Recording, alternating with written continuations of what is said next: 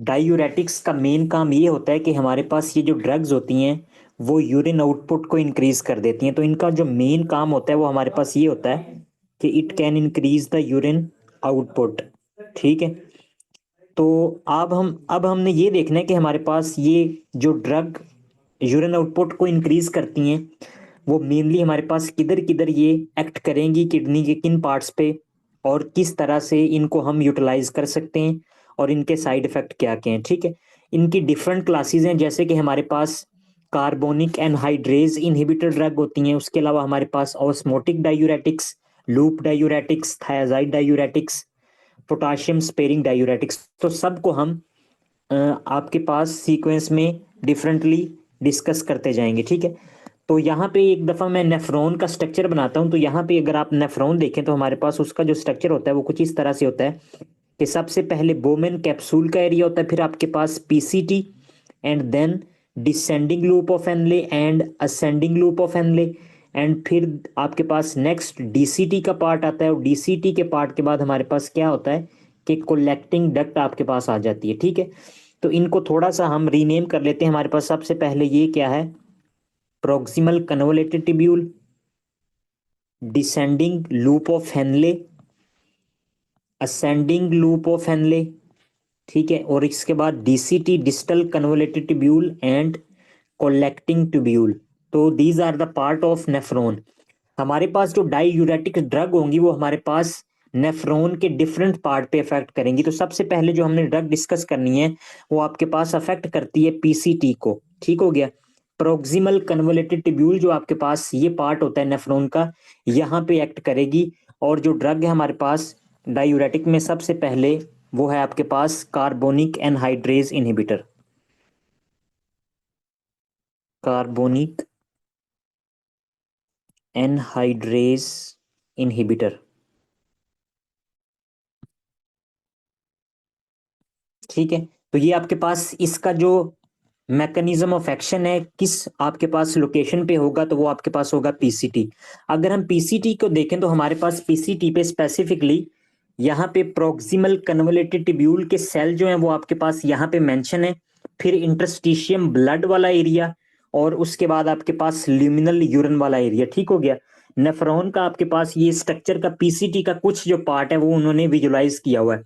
यहाँ पे अगर देखें तो हमने कहा था कि हमारे पास ये जो बेजोलेटरल साइड होती है जिधर ब्लड होता है, और दूसरी आपके पास होती है एपिकल मेम्ब्रेन। ठीक है। तो बेजोलेटरल साइड के ऊपर हमारे पास सोडियम पोटाशियम एटीपेज पंप होता है जो कि सोडियम को सेल से बाहर और पोटाशियम को सेल के अंदर फेंकेगा with the utilisation of the ATP. ठीक है। जब ये आपके पास पंप चलता है, ठीक हो गया, इसके एक्शन की वजह से इंट्रासेलुलरली सोडियम का लेवल जो होता है वो कम हो जाता है। तो ये आपके पास डिक्रीज सोडियम को फुलफिल करने के लिए क्या होता है कि आपके पास ल्यूमिनल साइड से सोडियम जो होता है वो आपके पास सेल के अंदर आता है, और इसके नतीजे में हाइड्रोजन जो होता है वो आपके पास बाहर जाता है। सोडियम हाइड्रोजन एंटीपोटर ये पंप होता है जो कि सोडियम को सेल के अंदर और हाइड्रोजन को, आइंस को आपके पास सेल के बाहर फेंकेगा।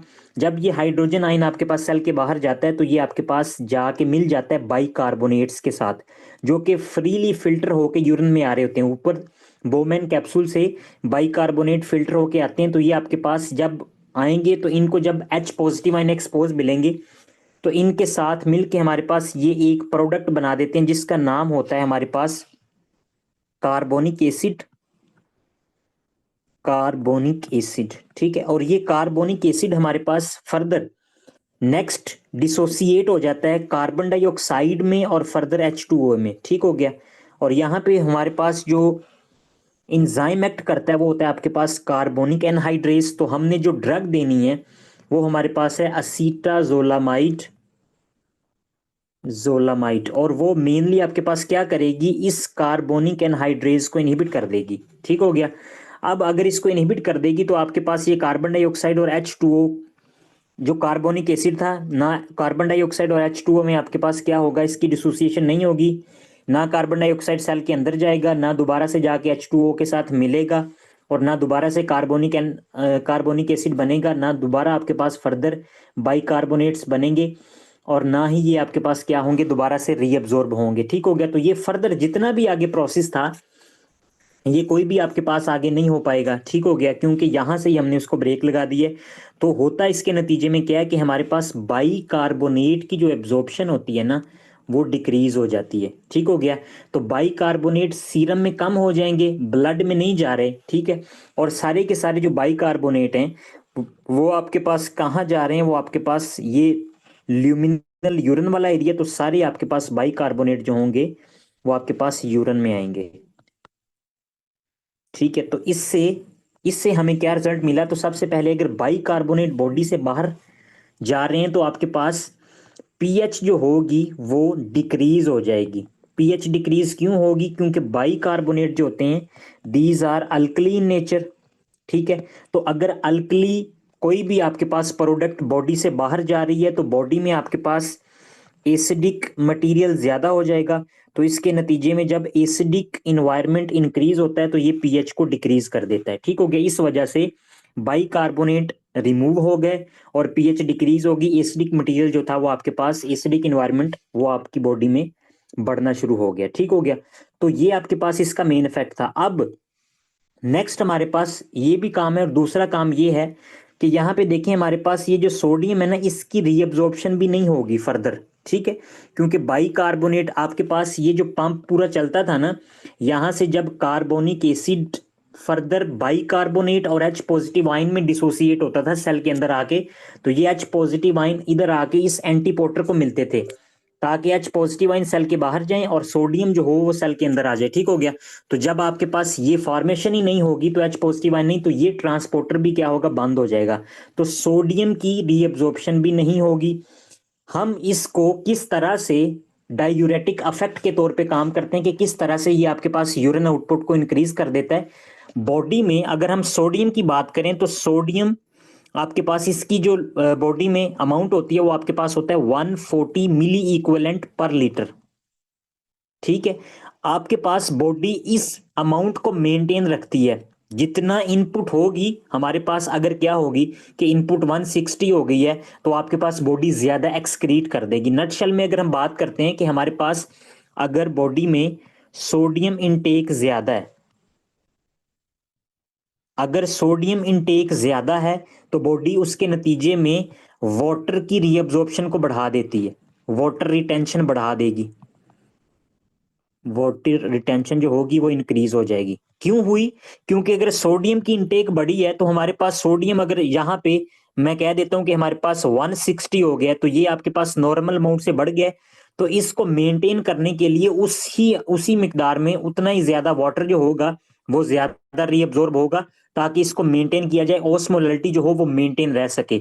अगर हमारे पास बॉडी में कुछ ऐसी कंडीशन है कि जिसके नतीजे में सोडियम जो है वो लॉस हो रहा है, सोडियम बॉडी से बाहर जा रहा है, अगर सोडियम बॉडी से बाहर जा रहा है हमारे पास, तो उसी के नतीजे में सेम इक्वल अमाउंट में जो वाटर होगा वो भी बॉडी से आपके पास क्या होगा, एक्सक्रीट हो जाएगा, एक्सक्रीट हो जाएगा। क्यों हुआ, क्योंकि अगर आपके पास सोडियम बाहर जा रहा था, ठीक है, बॉडी में सोडियम कम है और कम सोडियम है, उसके नतीजे में वाटर ज्यादा रीअब्जॉर्ब होना शुरू हो जाए तो फर्दर हाइपोनेट्रीमिया काज करवा देगा। यहाँ पे एक हम बीकर बनाते हैं तो यहाँ पे 5 मिलीग्राम सोडियम है, ठीक है, और आपके पास यहाँ पे ये 10 ml जो है ना वो वाटर है। अब हुआ कुछ इस तरह से कि यहाँ पे हमने कह दिया कि हमारे पास अब 2 मिलीग्राम सोडियम रह गया है, तो क्या 2 मिलीग्राम जब सोडियम होगा तो वाटर जो होगा वो 10 ml नहीं रहेगा। अगर 10 ml है तो वो आपके पास उसके मुकाबले में सोडियम की अमाउंट तो बहुत कम हो गई है, तो सोडियम को आपके पास अगर डिक्रीज है तो हाइपोनेट्रीमिया हो जाएगा, तो बॉडी में फ्लक्चुएशंस आना शुरू हो जाएंगी बहुत ज्यादा, ठीक हो गया। तो इसको मेंटेन करने के लिए उसी के साथ साथ जितना सोडियम लॉस हुआ है उसी के साथ साथ वाटर भी लॉस हो जाता है। तो अगर 2 ml सोडियम है, 2 मिलीग्राम, तो इसके नतीजे में 5 ml वाटर जो होगा वो बॉडी में रिमेनिंग रह जाएगा। तो बाकी बात करने का मकसद ये था कि जितना सोडियम एक्सक्रीट होता है उसके साथ साथ उतना ही वाटर एक्सक्रीट हो जाता है। तो मेनली जो हम डायूरेटिक्स का अफेक्ट लेते हैं वो इस वजह से लेते हैं कि हमारे पास हम सोडियम को एक्सक्रीट करवा देते हैं, वो ट्रांसपोर्टर्स जो कि सोडियम की रीअब्जॉर्प्शन करते हैं हम उनको बंद कर देते हैं। जब सोडियम की रीअब्जॉर्प्शन नहीं होती तो सोडियम को वाटर फॉलो करता करता बॉडी से बाहर चला जाता है, और इस तरह से हम डायूरेटिक का अफेक्ट जो होता है उसको अचीव कर पाते हैं। ठीक हो गया जी। सोडियम से रिलेटेड ये बात थी। पोटाशियम से रिलेटेड भी एक बात सुन लें कि हमारे पास जो पोटाशियम होता है उसकी जो रीअब्जॉर्प्शन होती है वो हमारे पास कहाँ होती है, डिस्टल ट्यूब्यूल में। ठीक है। और उसके अलावा हमारे पास डिस्टल कन्वोल्यूटेड ट्यूब्यूल और कलेक्टिंग ट्यूब्यूल, दो आपके पास यहाँ पे स्पेसिफिक एरियाज होते हैं जहां इनकी एब्जॉर्प्शन होती है पोटाशियम की। यहाँ पे होगा पोटाशियम की रीअब्जॉर्प्शन और यहाँ पे कलेक्टिंग ट्यूब्यूल के ऊपर होगी।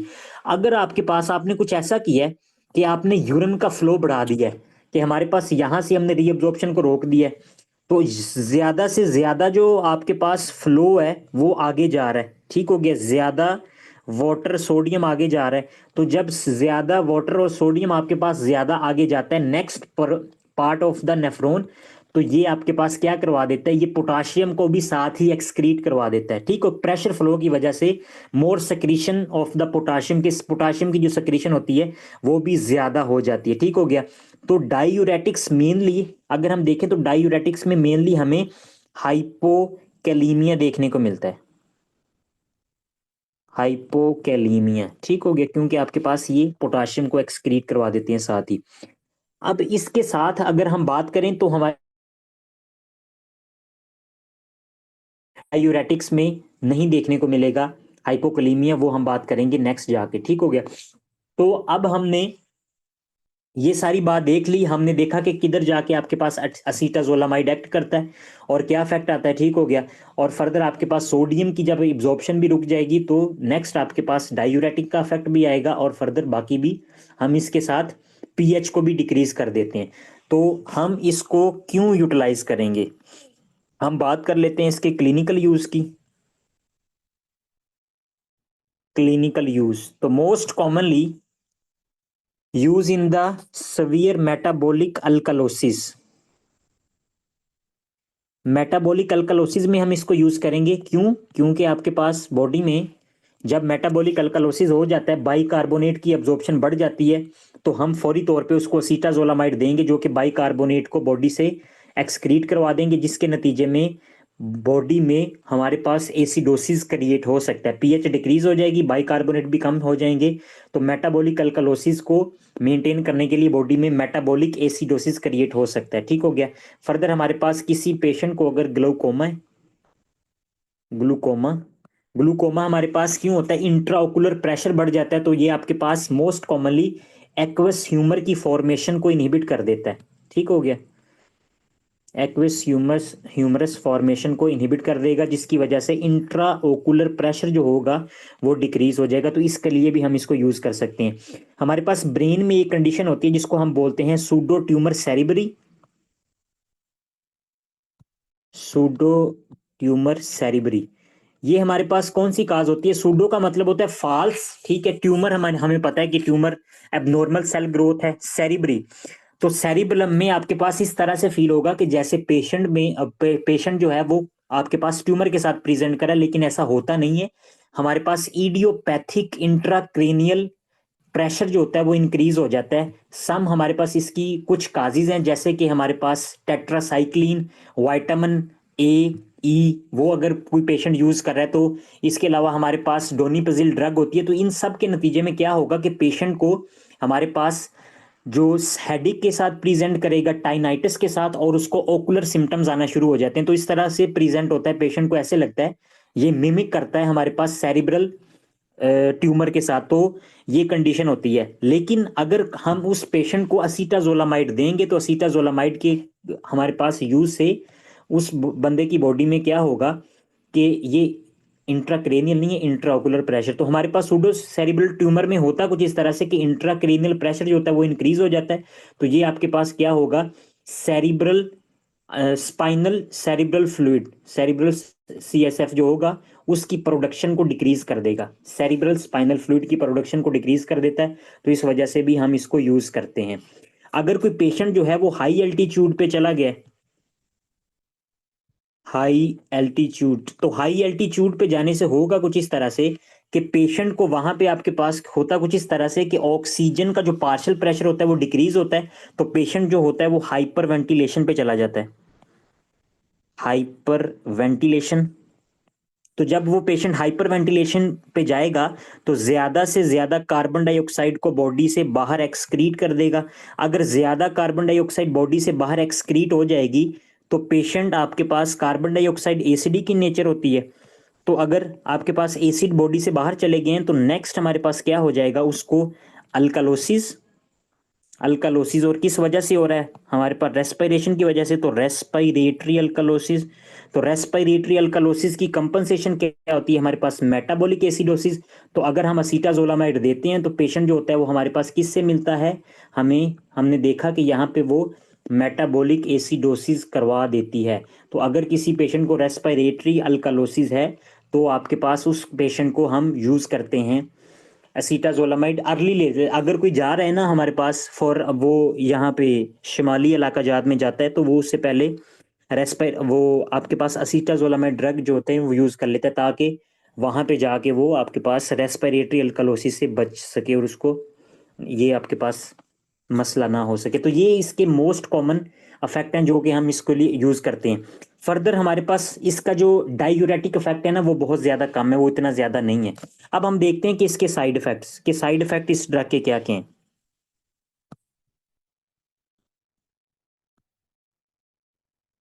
साइड इफेक्ट की अगर हम बात करें तो सबसे पहले जैसे हमने देख लिया कि मेटाबॉलिक एसिडोसिस करवाती है ये तो कंफर्म हो गया। तो मेटाबॉलिक एसिडोसिस भी मेंटेन अगर ज़्यादा देर तक रहेगा तो ये बॉडी के लिए नुकसानदेह है। उसके अलावा हमारे पास सल्फा ड्रग है ये, तो सल्फा एलर्जी करवा सकती है। सल्फर ड्रग की एलर्जी होती है सम पेशेंट को कि वो अगर सल्फर ड्रग यूज़ कर रहे हैं तो उससे वो एलर्जी हो सकती है। पैरास्थीजिया टिंगलिंग की कंडीशन देखने को मिल सकती है। इसके अलावा हमारे पास ये जो पेशेंट होता है वो किडनी स्टोन का रिस्क जो होता है उसमें बढ़ जाता है। क्यों बढ़ जाता है ये हम देख लेते हैं। हमारे पास हमने कल भी एक बात पढ़ी थी, जब हमने स्टोन को डिस्कस किया तो हमारे पास होता कुछ इस तरह से कि ये जो सोडियम की जब एब्जॉर्प्शन होती है ना यहाँ पे पीसीटी से, तो यहाँ से सोडियम की एब्जॉर्प्शन के साथ साथ हमारे पास कैल्शियम की भी एब्जॉर्प्शन होती है पैरासेलुलरली यहाँ से। ठीक है, तो अगर सोडियम की एब्जॉर्प्शन को बंद कर देंगे, सोडियम की एब्जॉर्प्शन नहीं होगी तो इसके नतीजे में कैल्शियम की एब्जॉर्प्शन भी नहीं होगी। ठीक हो गया। तो इसके नतीजे में जो कैल्शियम होगा वो ज्यादा से ज्यादा आपके पास यूरिन में रहेगा। अगर यूरिन में ज्यादा देर तक रहे तो वो कैल्शियम स्टोन का रिस्क जो होता है वो बढ़ा देता है। इसके अलावा दूसरा साइड इफेक्ट ये है, क्योंकि these drugs can cause the urine alkali. कैसे, जैसे कि बाइकार्बोनेट जो होती हैं वो आपके पास यूरिन में बढ़ रहा है, उसकी रीअब्जॉर्प्शन नहीं हो रही, तो ये यूरिन को अल्कलाई कर रही है। तो अगर अल्कलाइन यूरिन होगा तो वो आपके पास कैल्शियम स्टोन के लिए बहुत ही ज्यादा परफेक्ट है, वो आपके पास कैल्शियम स्टोन को ग्रो करवा सकता है। तो ये थी मेन काजेज हमारे पास इसके साथ, जो जो साइड इफेक्ट हैं और जो जो हमारे पास इसकी यूजेस थे। नेक्स्ट हम बात कर लेते हैं कि हमारे पास जो नेक्स्ट ड्रग है वो है हमारे पास ऑस्मोटिक डायूरेटिक्स।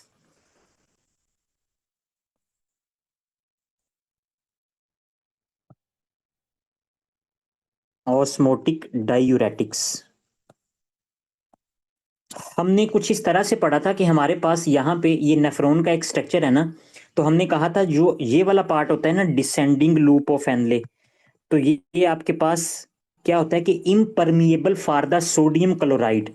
सोडियम क्लोराइड के लिए इम्परमिएबल होता है, सिर्फ और सिर्फ परमिएबल होगा फॉर द H2O वाटर के लिए, कि यहां से सिर्फ और सिर्फ वाटर जो होता है ना वो सेक्रीट होता है। कितना पार्ट होता है हमारे पास, यहाँ रीअब्जॉर्ब होता है, ये यहाँ से लेके यहाँ तक हमारे पास जो पार्ट है ना डिसेंडिंग लूप ऑफ एनले का, यहाँ से सिर्फ और सिर्फ वाटर की रीअब्जॉर्प्शन होती है। रीअब्जॉर्प्शन वाटर की क्यों होती है, उसकी वजह ये होती है कि हमारे पास अगर हम देखें तो आउटर मेडुला और इनर मेडुला, ये वाले जो पार्ट होते हैं ना यहाँ पे ओस्मोलैलिटी बहुत ज्यादा होती है। ठीक हो गया। ओस्मोलैलिटी आपके पास किस पे डिपेंड कर रही होती है, सोल्यूट्स पे। तो इसका मतलब ये है कि आउटर और इनर मेडुला जो मेडुलरी पार्ट होता है वहां पे सल्यूट्स ज्यादा होते हैं। तो सल्यूट्स क्या करते हैं कि सल्यूट्स वाटर को अट्रैक्ट करते हैं। जितनी ज्यादा आपके पास इन्वायरमेंट में ओस्मोलैलिटी होगी तो उतना ज्यादा वो वाटर को अपनी तरफ खींचेगी। अब हमने ऑस्मोटिक डायूरेटिक देने के, आपके पास यहां से क्या था, यहाँ ऑस्मोलैलिटी ज्यादा थी तो सारे का सारा जो वाटर था वो बाहर आ रहा था। ठीक है, सारे का सारा वाटर बाहर आ रहा था, लेकिन हमने क्या किया कि हमने इसको थोड़ा सा मॉडिफाई कर दिया। मॉडिफाई हमने किस तरह से किया कि हमने ये जो बाहर ओस्मोलैलिटी ज्यादा थी, बाहर की निस्बतन जो ल्यूमिनल साइड था इंटरनल ऑफ द ट्यूब्यूल्स, आपके पास जो प्रोक्सिमल ट्यूब्यूल के बाद डिसेंडिंग लूप ऑफ एनले थे, वहां पे हमने ऑस्मोलैरिटी इंक्रीज कर दी। कैसे इंक्रीज कर दी? हमने पेशेंट को दे दिया मैनिटोल। ठीक है,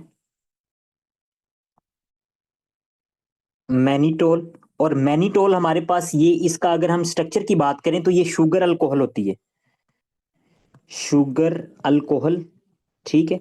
और करता क्या है ये हमारे पास इसका, कि ये फ्रीली फिल्टर होगा, फ्रीली फिल्टर होने के बाद हमारे पास इसकी रीअब्जॉर्प्शन नहीं होती। ठीक है। अगर रीअब्जॉर्प्शन नहीं होगी तो ये ट्यूब्यूल में ही रहेगा, अगर ये ट्यूब्यूल में ही रहेगा तो इसके नतीजे में आपके पास ये ट्यूब्यूलर ऑस्मोलैरिटी को इंक्रीज कर देता है। ठीक है।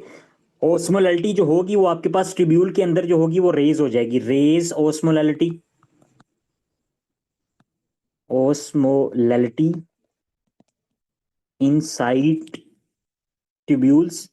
तो फर्दर आपके पास जब ये इंक्रीज हो जाएगी तो अब वाटर जो होगा ना वो बाहर नहीं जाएगा, बाहर भी उसको सल्यूट खींच रहा था, लेकिन अगर बाहर की निस्बतन आपके पास हाइपर ऑस्मोलर स्टेट इंटरनली ज्यादा है तो वाटर बाहर नहीं जाएगा बल्कि इसके साथ इसके अंदर ही रह जाएगा।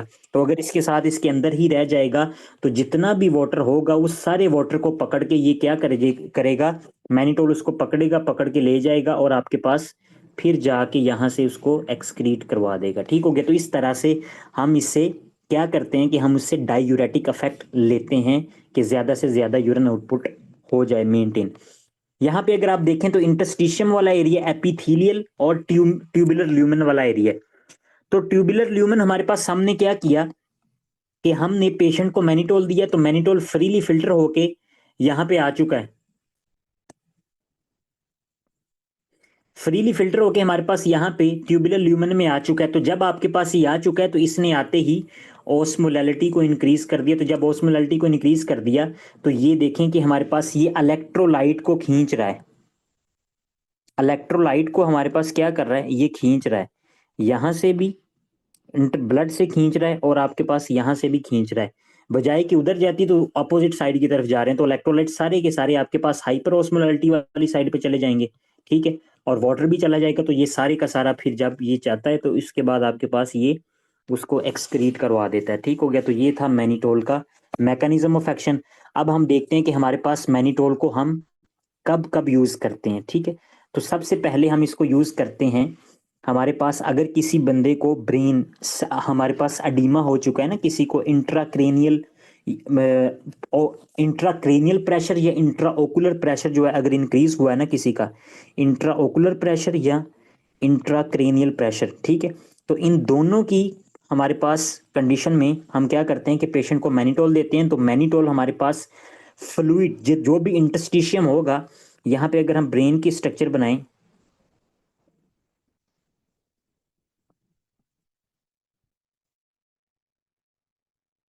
ये ब्रेन है और यहाँ पे ये हमारे पास क्या था कि ये यहाँ पे अडीमा हो चुका था।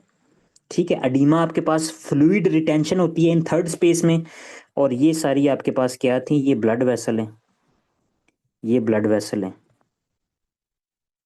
अब हमने क्या किया, हमने मैनिटोल दिया तो मैनिटोल आ गया। अब मैनिटोल किधर से आया, ये मैनिटोल आ गया। तो मैनिटोल ने क्या किया कि आपके पास जैसे ही आया इसने हाइपर ओस्मोलर स्टेट क्रिएट कर दी आपके पास इंट्रा सेलु, आपके जो ये तो ब्लड वेसल्स थी इंट्रावेस्कुलरली, और हाइपर ओस्मोलैरिटी स्टेट क्रिएट कर दी।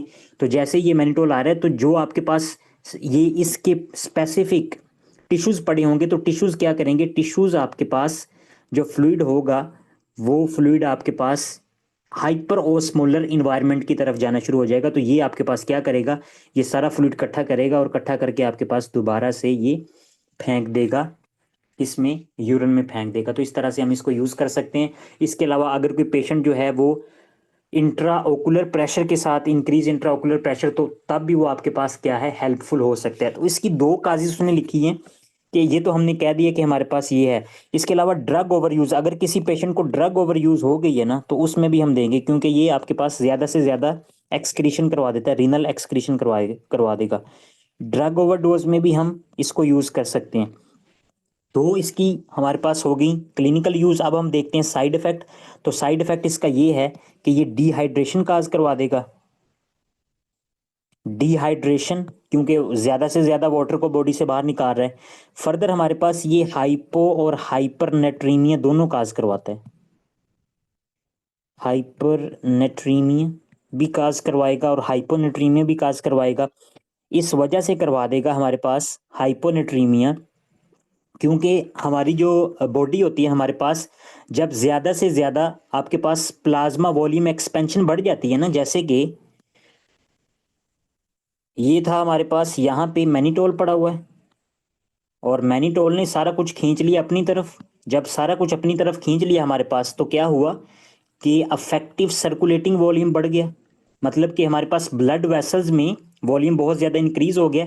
तो वॉल्यूम आपके पास सीरम में, जो आपके पास अदर देन सोडियम जो पार्टिकल्स होंगे, जो सीरम होगा उसमें, उन जो आपके पास सल्यूट हैं, सल्यूट्स की प्रोडक्ट ज़्यादा हो जाएगी। तो सोडियम आपके पास अकॉर्डिंग टू द, अगर हम कंपैरिजन की बात करें, तो सोडियम आपके पास बाकी सोल्यूट्स की बनिस्बतन कम रह जाएगा, क्योंकि ये सारा कुछ खींच रहा है अपनी तरफ, वाटर को खींच रहा है, ठीक है, बाकी सोल्यूट्स को भी खींच रहा है। तो इस तरह से ये हाइपोनेट्रीमिया काज करवा देता है। हाइपरनेट्रीमिया भी काज करवा सकता है इस वजह से, क्योंकि जब बहुत ज्यादा डायूरेसिस हो जाती है ना, बहुत ज्यादा यूरिन आउटपुट होकर आपके पास निकल जाता है, तो रास मैकेनिज्म एक्टिवेट हो जाता है। और रास मैकेनिज्म का हमें पता है कि ये सोडियम की रीअब्जॉर्प्शन को बढ़ा देता है। तो इस नतीजे में आपके पास ये दोनों इसकी साइड इफेक्ट है, हाइपो भी काज करवा सकता है, हाइपरनेट्रीमिया भी काज करवा सकता है। नेक्स्ट हमारे पास दो ऐसी कंडीशन है कि जिसमें ये कॉन्ट्रा इंडिकेटेड है। कॉन्ट्रा इंडिकेटेड का मतलब होता है कि हमने कभी भी नहीं देना ऐसी कंडीशन में हार्ट फेलियर, ठीक है, और दूसरा हमारे पास अगर कोई पेशेंट जो है वो एनयूरिया के साथ है। एनयूरिया का मतलब होता है कि urine output less than 50 ml in 24 hour. अगर आपके नॉर्मली आपके पास मोर देन 500 होती है, अगर 50 ml से कम रह जाए तो ये एनयूरिया की कंडीशन होती है। वो इस वजह से कि मैनिटोल जो होता है वो आपके पास एफरंट आर्ट्रियोल की वेजो कॉन्स्ट्रिक्शन करवा देता है। एफरंट आर्ट्रियोल जो है ना, यहाँ पे इसकी वेजो कॉन्स्ट्रिक्शन करवाएगा और फर्दर आपके पास नहीं आने देता यहाँ पे फ्लूइड को, जीएफआर और कम हो जाएगा और एनयूरिया को और ज्यादा वर्स कर देगा, बंदा मर जाएगा। हार्ट फेलियर में भी नहीं देना। हार्ट फेलियर में होता कुछ इस तरह से कि अगर हमारे पास ये हार्ट है, तो हार्ट सही से पंप नहीं कर रहा। अगर पंप नहीं कर रहा तो जितना भी फ्लूइड है वो सारे का सारा आपके पास यहाँ पे आपकी ब्लड वेसल्स में है, ठीक है। अगर ब्लड वेसल्स में है तो अगर ज्यादा देर तक आपके पास ये स्टेसिस की कंडीशन रहती है ना, कि आगे पंपिंग नहीं हो रही, तो ब्लड ऊजिंग लीक आउट करना शुरू हो जाता है और थर्ड स्पेसिस में चला जाता है। ठीक हो गया। अब हमने क्या किया कि पहले ही आपके पास हार्ट फेल था, पहले ही पंप नहीं कर रहा था, हमने ऊपर से क्या किया, चलो जी मैनिटोल दे दिया। तो मैनिटोल ने आपके पास जितना फ्लूइड था सारा इकट्ठा करके आपके पास क्या किया, दोबारा से दिल के पास ले आया। ठीक हो गया, ब्लड वेसल से दोबारा ले आया। तो जब आगे पंप ही नहीं कर पा रहा, तो आपके पास किसके साथ कनेक्ट होती है हमारी, हार्ट किसके साथ कनेक्ट होता है, लंग्स के साथ। तो अगर लेफ्ट हार्ट फेलियर होगा तो ब्लड किस में आ जाएगा, हमारे पास लंग्स में आ जाएगा। ठीक हो गया। तो लंग्स में आपके पास जो कैपिलरीज होती हैं ना, उनमें हाइड्रोस्टेटिक प्रेशर बढ़ जाता है और पल्मोनरी एडीमा पेशेंट को हो जाएगा। ठीक हो गया। वैसे भी ये पल्मोनरी एडीमा जो है वो काज करवा सकती है दोनों तरीकों से, हार्ट फेलियर में भी और वैसे भी हमारे पास पल्मोनरी एडीमा हो जाएगा। तो हार्ट फेलियर और एनयूरिया की कंडीशन में कभी भी आपने मैनिटोल को यूज नहीं करना। ठीक है जी। और इसका किस तरह से ये आपके पास मैकेनिज्म ऑफ एक्शन इसका क्या है, कि ये आपके पास सीरम ओस्मोलैलिटी को इंक्रीज कर देता है। अगर सीरम ओस्मोलैलिटी इंक्रीज होगी तो ये आपके पास इस तरह से डायूरेटिक का इफेक्ट परफॉर्म करवाता है। नेक्स्ट जो ड्रग है हमारे पास वो है loop diuretics.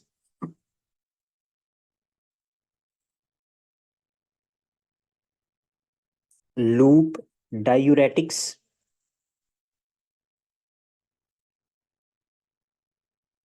Loop diuretics mainly हमारे पास कहाँ पे एक्ट करते हैं, हमारे पास पीसीटी के बाद descending loop of Henle and then ascending loop of Henle वाला जो पार्ट होता है ना, ये हम मेंशन कर देते हैं। यहाँ पे आपके पास मोस्ट कॉमनली यहाँ पे एक्ट करते हैं। यहाँ पे एक ट्रांसपोर्टर होता है जिसको हम बोलते हैं sodium potassium two chloride, sodium potassium two chloride. तो ये मेनली क्या करेंगे, उसको इनहिबिट कर देते हैं, लूप डायूरेटिक्स। अगर हम लूप डायूरेटिक्स की बात करें तो इसमें हमारे पास जो ड्रग आती हैं फ्रोजामाइड, ठीक हो गया।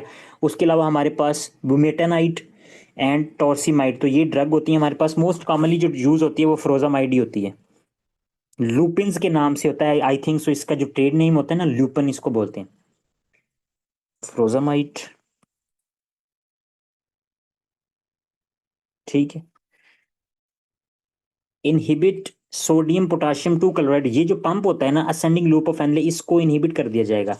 जब इसको इनहिबिट कर दिया जाएगा तो इसके बहुत ज्यादा काम थे। इसके काम ये थे, एक तो ये सोडियम की एब्जॉर्प्शन को बढ़ा रहा था, सोडियम की एब्जॉर्प्शन को बढ़ा रहा था, ठीक है। और उसके अलावा हमारे पास यहाँ पे ल्यूमिनल साइड के ऊपर आपके पास ये पोटाशियम ट्रांसपोर्टर था, जो कि इसके नतीजे में ये काम कर रहा था। और पोटाशियम जो था वो आपके पास ल्यूमिनल साइड पे आ रहा था, और ये भी पॉजिटिव चार्ज था पोटाशियम पे भी, और मैग्नीशियम और कैल्शियम पे भी पॉजिटिव चार्ज था। तो ये एक दूसरे को रिपेल करते थे। जब रिपेल करते थे ना, तो दोनों पंजा लड़ाते थे, तो हमारे पास जो पोटाशियम होता था ना वो जीत जाता था। अगर वो जीत जाता था तो ये आपके पास यहाँ पे रुकेगा, और मैग्नीशियम और कैल्शियम को कहता था चलो भाई तो मैं निकालता। तो ये पैरासेलुलरली कैल्शियम और मैग्नीशियम जो थे वो आपके पास रीअब्जॉर्ब होते थे। ठीक हो गया। अब ये बंद हो गया, ये भी बंद हो जाएगा। अगर ये बंद हो गया तो क्या कैल्शियम और मैग्नीशियम की हमारे पास रीअब्जॉर्प्शन होगी? पैरासेलुलरली नहीं होगी। तो पेशेंट जो होगा, सबसे पहले यहां से हम शुरू कर लेते हैं, हाइपोमैग्नीसीमिया, कि मैग्नीशियम का लेवल कम हो जाएगा ब्लड में। एंड देन हाइपोकैल्सीमिया, कि कैल्शियम का लेवल भी जो होगा वो कम हो जाएगा। लेकिन इसके अपोजिट आपके पास सीरम में, ब्लड में तो हाइपोकैल्सीमिया हो रहा है, लेकिन हाइपर कैल्सीयूरिया हो जाएगा। कैल्सीयूरिया, जो आपके पास कैल्शियम है वो यूरिन में ज्यादा देर तक रहेगा। तो इसके नतीजे में आपके पास जो, अगर किडनी स्टोन का पेशेंट है, तो किडनी स्टोन में अगर स्पेसिफिकली कैल्शियम स्टोन है उसको, तो उसमें कभी भी हमने लूप डायूरेटिक्स को यूज नहीं करना। ठीक हो गया। क्योंकि लूप लूजेस कैल्शियम, ये उन्होंने बुक पे भी निमोनिक लिखा हुआ है, ठीक है। तो इसके नतीजे में हम इसको यूज नहीं करते कभी भी। ये बात होगी। अब फर्दर थोड़ी सी जो कंसेप्चुअल बात है वो ये है कि इसके ना, ये तो हमने देख लिया इसका इफेक्ट है। ये ना दो तरह से मैकेनिज्म ऑफ एक्शन परफॉर्म करता है। एक तो हमने कह दिया कि ये सोडियम की एक्सक्रीशन को बढ़ा देगा, इंक्रीज सोडियम एक्सक्रीशन। वो हमने देख ली कि किस तरह से यहां से ये बंद हो जाएगा, ये सारा सोडियम आ जाएगा और वाटर भी चला जाएगा। दूसरा हमारे पास ये क्या करता है, decrease medullary osmotic gradient, decrease medullary osmotic gradient. ठीक है। तो इसके नतीजे में भी हमारे पास क्या होता है कि ज्यादा से ज्यादा आपके पास वाटर की जो एक्सपेंशन एक्सक्रीशन हो जाती है। किस तरह से होती है यहाँ पे थोड़ा सा देखेंगे, इस पे हम देखते हैं। हमारे पास ये हमारे पास क्या किया इसने कि यहाँ पे जो ट्रांसपोर्टर था उसको बंद कर दिया। मतलब एट द नट शेल कि यहाँ से सोडियम की रीअब्जॉर्प्शन नहीं हो रही। अच्छा जी, अगर सोडियम की रीअब्जॉर्प्शन नहीं हो रही, तो ये सोडियम अगर रीअब्जॉर्ब होता था ना, तो this sodium responsible for the maintenance of the osmolality in the environment. तो ये आपके पास इनर और आउटर मेडुला में जो ऑस्मोलैलिटी ग्रेडियंट मेंटेन होता था ना, वो इस सोडियम से होता था। सोडियम अगर आएगा तो ऑस्मोलैलिटी मेंटेन रहेगी। और ऑस्मोलैलिटी अगर हमारे पास क्या है कि ज्यादा सोल्यूट है, मतलब ज्यादा सोडियम आपके पास यहाँ पे आ जाता था, तो ये सोडियम आपके पास क्या करता था, वाटर को अपनी तरफ खींचता था। ये वाटर जो होता था ना, यहाँ पे जो भी वाटर होता था उसको अपनी तरफ खींचता था। अब सोडियम की रीअब्जॉर्प्शन को कर दिया हमने बंद। एक तो वैसे नहीं आ रहा, दूसरा आपके पास सारे का सारा सोडियम वैसे जा रहा है। अब जब आपके पास ये ओस्मोलैरिटी ग्रेडियंट भी नहीं रहेगा, तो जो वाटर आपके पास यहां से रीअब्जॉर्ब होता था वो होगा, वो भी नहीं होगा। तो इसके नतीजे में ज्यादा से ज्यादा आपके पास वाटर जो होता है ना, वो एक्सक्रीट हो जाता है। ठीक हो गया।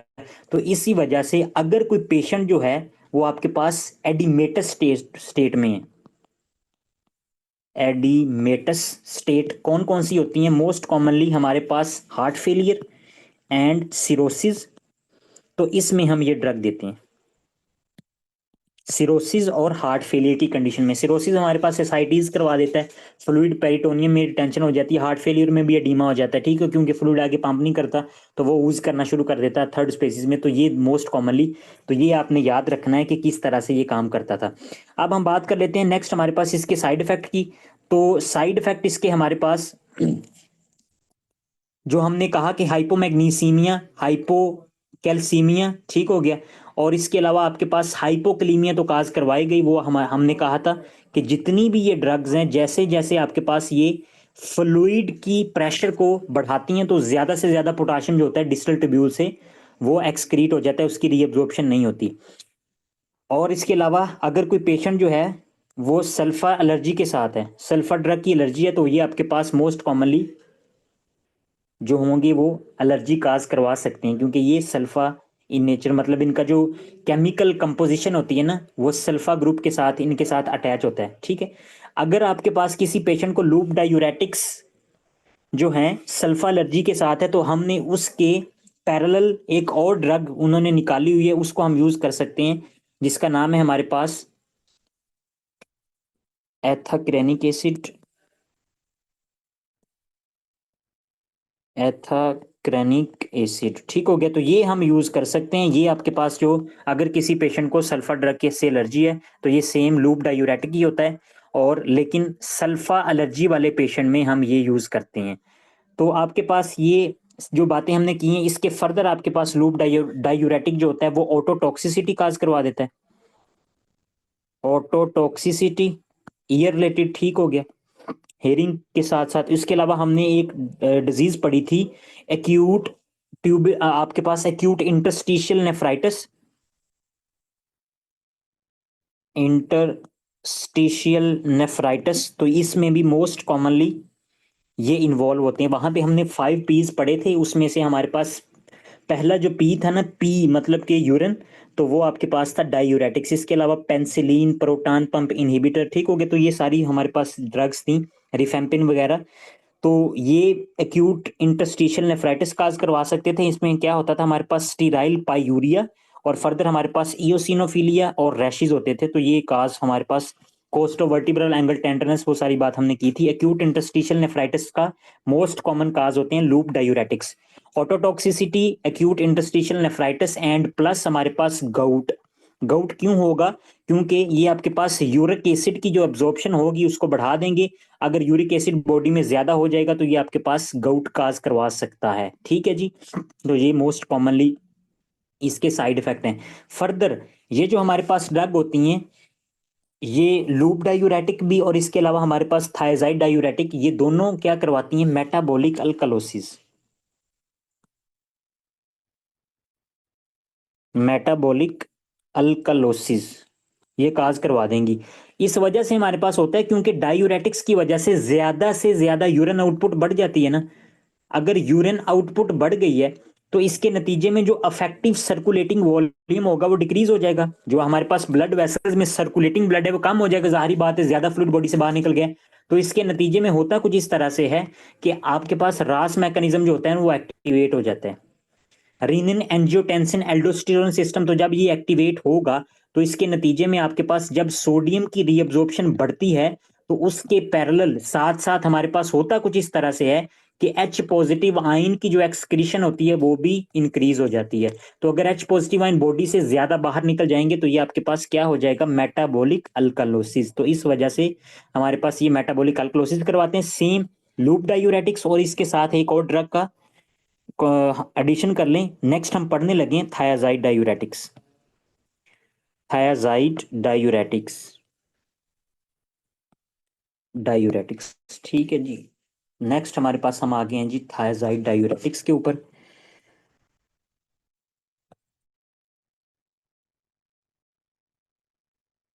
Thiazide diuretics. ठीक है। तो ये जो हमारे पास क्लास होती है, इनमें जो ड्रग्स हैं वो आपके पास है हाइड्रोक्लोरोथायाजाइड, हाइड्रोक्लोरोथायाजाइड,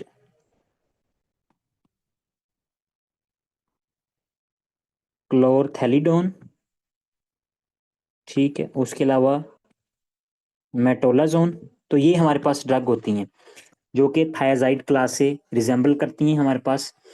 तो इसका काम क्या है कि आपके पास डीसीटी के ऊपर जो सोडियम क्लोरीन को ट्रांसपोर्टर होता है ना, इसको इनहिबिट कर देते हैं। तो इसके नतीजे में आपके पास मोस्ट कॉमनली ना तो सोडियम की आपके पास एब्जॉर्प्शन होगी, ना आपके पास पोटाशियम की। यहां से फर्दर आपके पास को ट्रांसपोर्टर इस तरफ आएगा, सेल के इंट्रासेलुलर पोटाशियम आता है, और फर्दर आपके पास इससे जो अफेक्ट होता है ना, वो आपके पास कैल्शियम जो होता है ना वो अफेक्ट होता है। कैल्शियम उल्टा इफेक्ट होता है इसके नतीजे में, सीधा इफेक्ट नहीं होता हमारे पास। किस तरह से उल्टा इफेक्ट होगा कि जब ये चैनल बंद कर दिया जाता है ना, ये चैनल हमने बंद कर दिया, तो एक तो हमने इसके इफेक्ट ले लिया कि सोडियम बाहर जा रहा है तो वाटर भी बाहर जाएगा, डायूरेसिस तो ये करवा रहा है, ठीक हो गया। तो जब ये डायूरेसिस करवाता है, मोस्ट कॉमनली इसको हम हाइपरटेंशन में यूज करते हैं, ठीक है। अब ये कैल्शियम की एब्जॉर्प्शन को बढ़ा देता है, क्योंकि हमारे पास जब सोडियम यहाँ पे यहां से सेल के अंदर नहीं आ रहा, तो आपके पास ये आगे भी नहीं जाएगा, तो ये नहीं जा रहा था, ठीक हो गया। ये जो प्रोसेस था वो इनहिबिट था। तो अब होता कुछ इस तरह से कि ये वाला जो सोडियम है आपके पास, इंटरस्टिशियम ब्लड में जो सोडियम होता है वो आपके पास इंट्रासेलुलरली आना शुरू हो जाता है, ठीक है, ताकि सेल के अंदर सोडियम के लेवल को मेंटेन किया जा सके, ग्रेडियंट मेंटेन हो। तो जब ये सोडियम अंदर आता है तो सेल के अंदर जितना भी कैल्शियम होता है वो आपके पास इंटरस्टिशियम में जाना शुरू कर देता है। तो सेल के अंदर कैल्शियम का जो लेवल होता है वो डिक्रीज हो जाता है। तो इस कैल्शियम को फुलफिल करने के लिए जितना भी यूरिन में कैल्शियम होता है वो आपके पास सेल के अंदर आना शुरू हो जाता है और वो आगे जाना शुरू हो जाता है। मतलब इस पंप की एक्टिविटी आपके पास बहुत ज्यादा बढ़ जाती है ड्यू टू थायाजाइड। तो इसके नतीजे में आपके पास, जैसे ऊपर हमने कहा था कि हाइपोकैल्सीमिया करवाते थे लूप, ये क्या करवाएंगे, ये करवाएंगे हाइपरकैल्सीमिया, हाइपरकैल्सीमिया, ठीक है। और अगर ये पेशेंट हाइपरकैल्सीमिया करवाते हैं तो इसके नतीजे में यहाँ पे एक कंडीशन है कि हम इसको यूज कर सकते हैं ओस्टियोपोरोसिस में। तो इससे रिलेटेड कर लें, ओस्टियोपोरोसिस, ठीक है। और दूसरा आपके पास हाइपरकैल्सीमिया, और यूरिन में क्या हो रहा है, यूरिन में हाइपोकैल्सीमिया, हाइपोकैल्सीमिया क्योंकि यूरिन में नहीं रह रहा कैल्शियम। तो आपके पास ये जो ड्रग होती है ये बेनिफिशियल होती है अगर किसी पेशेंट को कैल्शियम स्टोन है। तो कैल्शियम स्टोन है उसको, तो उसमें हमने, अगर हमें जरूरत पड़ रही है डायूरेटिक्स की, तो हमने कभी भी उसको लूप नहीं देने, हमने उसको थायजाइड डायूरेटिक देने हैं, ताकि कैल्शियम स्टोन का जो रिस्क है वो बहुत ज्यादा और ना बढ़ जाए। फर्दर इससे रिलेटेड हमारे पास ये है कि ये हाइपर ग्लूक एक निमोनिक है। ग्लूक, ग्लूक का क्या मतलब है कि आपके पास ये ग्लूकोज के लेवल को भी बढ़ा देती हैं, हाइपरग्लाइसीमिया थोड़ा बहुत, उसके बाद लिपिड को भी बढ़ा देती हैं, ठीक है। उसके अलावा हमारे पास यूरिक एसिड को भी बढ़ा देती हैं, और फर्दर हमारे पास कैल्शियम की एब्जॉर्प्शन को भी बढ़ा देती हैं। तो अगर ग्लूकोज बढ़ रहा है, होता कुछ इस तरह से कि इंसुलिन सिक्रीशन को बंद कर देती हैं, जिसके नतीजे में ग्लूकोज बढ़ जाता है। तो ये आपके पास हाइपर ग्लूक जो निमोनिक है, ये इससे रिलेटेड है कि अगर किसी पेशेंट को डायबिटीज है, या अगर किसी पेशेंट को हाइपरलिपिडीमिया है, या आपके पास अर्ली पहले गाउट है, या किसी पेशेंट को हाइपरकैल्सीमिया है, तो उसको उसको ये ड्रग नहीं देनी, क्योंकि ये और ज्यादा उसको बढ़ा देंगी, रिस्क को इंक्रीज कर देती हैं। अच्छा जी, ऑस्टियोप्रोसिस यहाँ पे हमने देख लिया था। फर्दर हमारे पास हम इन ड्रग को यूज करते हैं डायबिटीज इंसिपिडस में, क्योंकि ये पीसीटी से वाटर की एब्जॉर्प्शन को बढ़ा देती हैं, ठीक है। एक इनका बेनिफिशियल इफेक्ट है कि डायबिटीज इंसिपिडस में हम इनको यूज कर सकते हैं। और फर्दर आपके पास मोस्ट कॉमनली जो थायराइड यूज की जाती है ना, वो हाइपरटेंशन के लिए यूज की जाती हैं, कि अगर किसी पेशेंट को हाइपरटेंशन है तो उसके लिए हम यूज करेंगे, ठीक है जी। फर्दर इसके साइड इफेक्ट की हमने बात कर ली है। तो और इसके अलावा ये सल्फा ड्रग जो होती है ना, ये भी सल्फा ड्रग हैं, और ये आपके पास क्या काज करवा सकती हैं, सल्फा ड्रग की एलर्जी काज करवा सकती हैं। यहाँ पे थोड़ा सा एक ये है कि ये जो ड्रग होती है ना, उनका एक साइड इफेक्ट है हाइपोनेट्रीमिया, हाइपोनेट्रीमिया काज करवा देती हैं। किस तरह से, यहाँ पे दोबारा यहाँ पे आते हैं हम हमारे पास, तो लूप्स क्या करवा देते थे, लूप्स आपके पास ज्यादा से ज्यादा वाटर की एक्सक्रीशन करवा देते, लेकिन जो थायाजाइड्स हैं वो क्या करेंगी कि वो हाइपोनेट्रीमिया काज करवाएंगी। क्यों करवाएंगी कि यहाँ से डीसीटी से सोडियम की एब्जॉर्प्शन नहीं हो रही, ठीक है। अगर डीसीटी से हमारे पास सोडियम की रीअब्जॉर्प्शन नहीं हो रही, तो सोडियम किधर जा रहा है, हमारे पास ये ल्यूमन में जा रहा है, ल्यूमन में जा रहा है। लेकिन हमारे पास ये अगर ल्यूमन में जा रहा है तो ये मेडुलरी ऑस्मोलैलिटी पे कोई भी इफेक्ट नहीं आएगा इससे, ठीक है। अगर आपके पास मेडुलरी जो इन्वायरमेंट है उसकी ऑस्मोलैलिटी पे कोई भी इफेक्ट नहीं आएगा, वो मेंटेन है, तो जितना भी यहाँ पे वाटर होगा हमारे पास वो रीअब्जॉर्ब हो जाएगा, वाटर की रीअब्जॉर्प्शन होगी, क्योंकि ऑस्मोलैलिटी जो है वो वाटर को अपनी तरफ खींचेगी। अच्छा, अब वाटर भी खींचा जा रहा है और ऊपर से सोडियम को भी रीअब्जॉर्ब नहीं कर रहे, तो सोडियम तो पहले ही सीरम में कम जा रहा था, और ऊपर से हमने वाटर भी ज्यादा ऐड कर दिया, तो आपके पास क्या हो जाता है, हाइपोनेट्रीमिया हो जाता है। इस वजह से मोस्ट कॉमनली ये जो कॉमन काज है आपके पास थायराइड डायूरेटिक, ये हाइपोनेट्रीमिया काज करवा देते हैं। तो ये आपको इसी के साथ इस तरह पता होना चाहिए, मतलब कि आपके पास ये क्या करवाएगा, प्रमोट सोडियम लॉस, और जब आपके पास सोडियम लॉस होगा और इसके नतीजे में इसके अलावा क्या होगा कि H2O रीअब्जॉर्प्शन जो होगी वो इंटैक्ट रहती है, रीअब्जॉर्प्शन इंटैक्ट। ये दोनों चीजें जब हुई तो हमारे पास एट द एंड हमारे पास क्या हो जाएगा कि वाटर जो होगा वो बढ़ जाएगा अकॉर्डिंग टू सोडियम के नतीजे में, कि बॉडी में जो सोडियम होगा वो कम होगा, तो इसके नतीजे में पेशेंट जो होगा वो हाइपोनेट्रीमिया के साथ प्रेजेंट करेगा। मेटाबॉलिक अल्कालोसिस वैसे ही काज करवाती है क्योंकि रास मैकेनिज्म जो होगा वो एक्टिवेट हो जाएगा, मेटाबॉलिक अल्कालोसिस। ठीक हो गया, तो ये था हमारे पास इसके रिलेटेड। नेक्स्ट हमारे पास जो ड्रग हैं वो हैं पोटाशियम स्पेरिंग डायूरेटिक्स।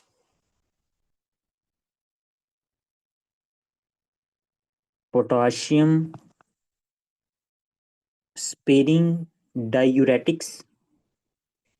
तो पोटाशियम स्पेरिंग डायूरेटिक्स का मतलब ये है कि ये आपके पास पोटाशियम को बॉडी में स्पेयर रखती है, मतलब पोटाशियम जो होगा वो यूरिन में नहीं जाएगा। ठीक हो गया, तो डिक्रीज पोटाशियम इन यूरिन।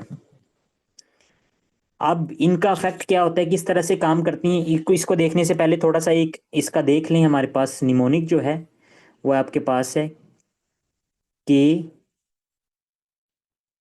के एस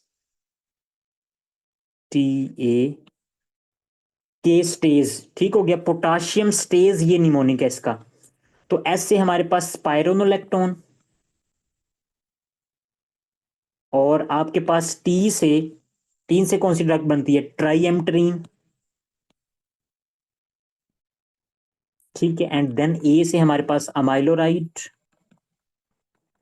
ठीक है, तो ये मोस्ट कॉमनली ड्रग होती हैं, लेकिन इनमें से जो ड्रग है उनका थोड़ा सा मैकेनिज्म ऑफ एक्शन जो है ना वो आपके पास डिफरेंट है। जो स्पाइरोनोलैक्टोन है ना, स्पाइरोनोलैक्टोन मेनली हमारे पास ये जो एल्डोस्टेरोन का रिसेप्टर है इसकी एंटागोनिस्ट है।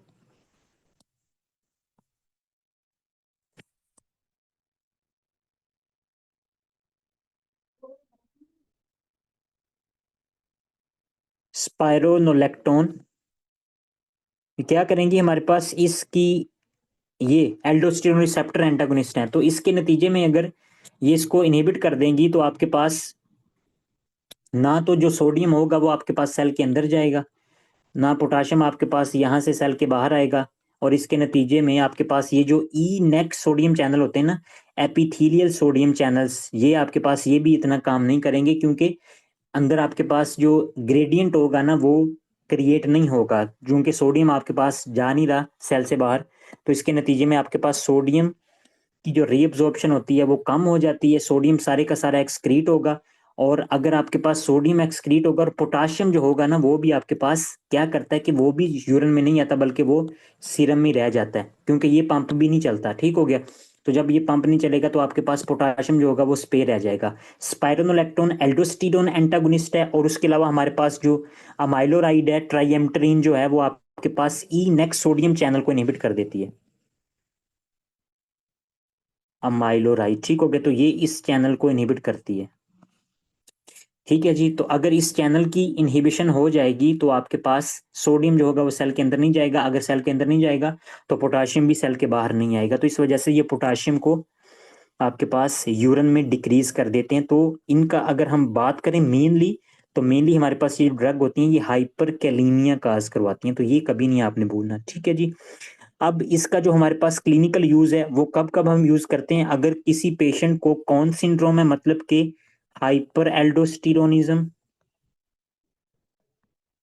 हाइपर एल्डोस्टिरोनिज्म अगर किसी पेशेंट को है तो उसमें हम ये ड्रग यूज करते हैं। ठीक है, फर्दर हमारे पास हार्ट फेलियर की कंडीशन में, क्योंकि ये सोडियम को बहुत ज़्यादा बॉडी से रिमूव कर देते हैं।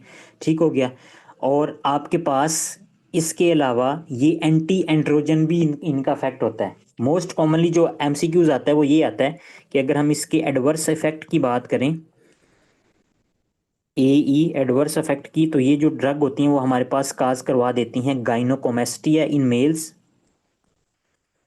गाइनोकोमेस्टिया इन मेल्स। ठीक है, मेल ब्रेस्ट इनलार्जमेंट हो जाएगी, ये साइड इफेक्ट होता है मोस्ट कॉमनली स्पाइरोनोलैक्टोन का। इसके अलावा फीमेल्स में एमेनोरिया, एमेनोरिया इस वजह से होगा कि आपके पास ये जो स्पाइरोनोलेक्टोन ड्रग होती है, अगर इसकी केमिकल कंपोजिशन की बात करें तो सेम लाइक अ प्रोजेस्ट्रोन, मतलब सेम आपके पास ये प्रोजेस्ट्रोन की तरह आपके पास इसका जो केमिकल स्ट्रक्चर होता है ना सेम होता है। और अगर बॉडी में प्रोजेस्ट्रोन इंक्रीज होगा तो प्रोजेस्ट्रोन आपके पास एमेनोरिया काज करवा देता है, क्योंकि प्रेगनेंसी में जब फीमेल प्रेग्नेंट होती है तो कौन सा हार्मोन इंक्रीज हो जाता है? प्रोजेस्ट्रोन। तो अगर प्रोजेस्ट्रोन बॉडी में इंक्रीज रहेगा तो फीमेल को प्रेगनेंसी के दौरान मेंसेस नहीं होते, तो इसी वजह से क्योंकि प्रोजेस्ट्रोन आपके पास इंक्रीज रहता है तो फीमेल जो होगी वो एमेनोरिया के साथ प्रेजेंट करेगी, ठीक है। और हाइपरकलीमिया अगर हो रहा है तो आपके पास जो टी वेव होगी वो पीक मिलेगी, PQRS, टी वेव पीक मिलेगी। और इसके अलावा हमारे पास QRS कॉम्प्लेक्स जो होगा वो वाइड मिलेगा। अरिथमिया के साथ जो पेशेंट होगा वो प्रेजेंट कर सकता है। ठीक हो गया, तो ये हो गई बातें। अब एंड पे हमने ये बातें दो तीन करनी है कि हमारे पास जो भी डायूरेटिक है ना, तो डायूरेटिक का मेन इफेक्ट ये होता है कि हमारे पास ये किडनी फेलियर के रिस्क को इंक्रीज कर देती हैं। ठीक हो गया। किडनी फेलियर की रिस्क को क्यों इंक्रीज करेंगी? क्योंकि हमारे पास जितनी भी डायूरेटिक है उसके नतीजे में होता क्या है कि अफेक्टिंग सर्कुलेटिंग वॉल्यूम डिक्रीज हो जाता है। अगर अफेक्टिंग सर्कुलेटिंग वॉल्यूम डिक्रीज हो गया, क्योंकि यूरिन सारा आपके पास ब्लड वाटर निकल जाता है, तो जिसके नतीजे में GFR जो होगा वो कम हो जाएगा। अगर GFR कम हो जाएगा तो प्री रीनल फेलियर जो था हमने पढ़ा वो आपके पास मोस्ट कॉमन काज होती है। तो ये डायूरेटिक सारे के सारे रीनल फेलियर काज करवा सकते हैं। सारे आल डायूरेटिक्स जो हैं, आल डायूरेटिक्स हमारे पास क्या है कि वो पोटाशियम को एक्सक्रीट करवाते हैं। पोटाशियम एक्सक्रीशन जितने भी हैं, ठीक है, एक्सेप्ट एक ही है जो कि पोटाशियम को स्पे रखता है। वो कौन से हैं? हमारे पास पोटाशियम स्पेरिंग डायूरेटिक्स। ठीक है, बाकी सारे हमारे पास पोटाशियम को एक्सक्रीट करवाएंगे। सिर्फ एक डायूरेटिक है पोटाशियम स्पेरिंग डायूरेटिक जो कि पोटाशियम को एक्सक्रीट नहीं होने देता। इसके अलावा हमारे पास जो कार्बोनिक एनहाइड्रेज इनहिबिटर ड्रग हैं, और इसके अलावा हमारे पास जो पोटाशियम स्पेरिंग डायूरेटिक्स हैं, ये दोनों हमारे पास जो ड्रग हैं ये क्या काज करवाती हैं? ये काज करवाती हैं मेटाबॉलिक एसिडोसिस। एसिडोसिस, ठीक हो गया। कार्बोनिक एनहाइड्रेज हमारे पास क्या करेंगी कि बाइकार्बोनेट को बॉडी से बाहर निकाल देंगी, तो जिसके नतीजे में आपके पास बॉडी में एसिडिक कंटेंट जो होगा वो बढ़ जाएगा, बाइकार्बोनेट कम हो जाएंगे। और पोटाशियम स्पेरिंग क्या करती हैं कि हमारे पास आपकी जो H पॉजिटिव की सेक्रीशन होती है ना उसको डिक्रीज कर देती हैं, एक्सक्रीशन को, H पॉजिटिव की एक्सक्रीशन को, ठीक है। तो जिसके नतीजे में H पॉजिटिव जो होगा वो सीरम में बढ़ जाएगा। ये दोनों मेटाबॉलिक एसिडोसिस करवाती हैं। इसके अलावा हमारे पास जो लूप और प्लस थायाजाइड्स, ये दोनों क्या करवाती हैं? Metabolic alkalosis. मैंने बता दिया कि कैसे करवाती हैं, क्योंकि रास मैकेनिज्म जो होता है वो एक्टिवेट हो जाता है, ठीक है। कि कितनी बातें हमने पढ़ी? हमने ये पढ़ा कि सारी की सारी डायूरेटिक जो हैं वो पोटाशियम की एक्सक्रीशन को बढ़ाती हैं, एक्सेप्ट पोटाशियम स्पेरिंग डायूरेटिक जो कि पोटाशियम की एक्सक्रीशन को कम करता है। दो ड्रग जो है वो मेटाबॉलिक एसिडोसिस करवाती हैं, दो ड्रग जो है वो मेटाबॉलिक अल्कलोसिस करवाती हैं। Loop diuretics and थायाजाइड्स metabolic alkalosis, carbonic anhydrase and potassium sparing diuretics जो हैं मेटाबॉलिक एसिडोसिस। अगर कोई पेशेंट जो है वो लूप डायूरेटिक्स पे है तो ये क्या करवाएगा? ये करवाएगा हाइपोकैल्सीमिया। और अगर कोई पेशेंट जो है वो थायाजाइड ले रहा है तो ये क्या करवा देंगी? ये करवा देंगी हाइपरकैल्सीमिया। ठीक है, तो ये था हमारे पास डायूरेटिक्स के रिलेटेड जो भी बातें थी, ठीक है।